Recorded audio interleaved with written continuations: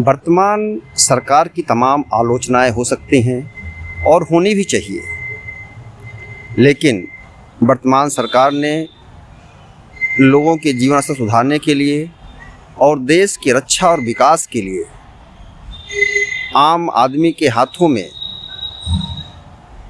पैसा पहुँचे, उसका जीवन सुकूनदायक हो, इसके लिए सक्रिय प्रयास कर रही है। और विगत 11 सालों में जो गरीबी रेखा से ऊपर निकालने का इनका दावा है, जैसा कि विश्व की एजेंसियां भारत के विकास दर पर बात कह रही हैं, जब विश्व की अर्थव्यवस्था डामाडोल है तो भारत विकास का इंजन बना हुआ है।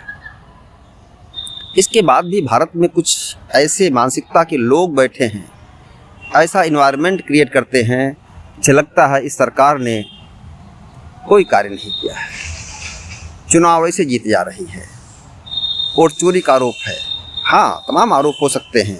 लोकतंत्र में तो आलोचना होनी भी चाहिए सरकार के कार्यों की, लेकिन सरकार की प्रशंसा भी होनी चाहिए कि सरकार ने बहुत सारे अच्छे कार्य किए हैं।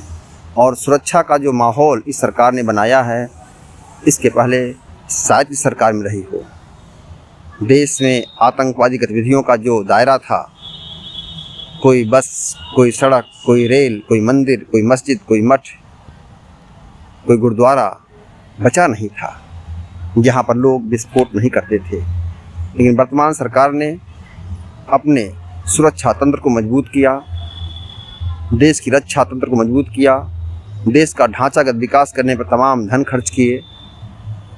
इसके बाद भी कुछ लोगों को लगता है कि नहीं, शायद ऐसे लोग जो वामपंथी माइंड के लोग हैं, जो सरकार के आलोचक हमेशा रहे हैं, ऐसे विचार रखते हैं, ऐसे नैरेटिव गढ़ते हैं कि बड़े बड़े पदों पर बैठे लोगों को अपनी सुविधा केवल दिखाई पड़ती है। बस आम जन को कितना लाभ उससे हुआ है, आम जन के जीवन में सुधार कैसा हुआ है, इसे देखने किसी को नहीं है। रही बात बेरोजगारी की, तो बेरोजगारी तो दुनिया के हर कोने में है और रहेगी। कोई सरकार नहीं कह सकती कि हम बेरोजगारी को दूर कर लेंगे, ऐसा वादा भी नहीं कर सकती। लेकिन हमारे यहाँ आलोचना बहुत है, प्रशंसा बहुत कम है। लेकिन सरकार को बहुत कुछ करना चाहिए, लेकिन बहुत कुछ करने में सफल है। नमस्कार साथी।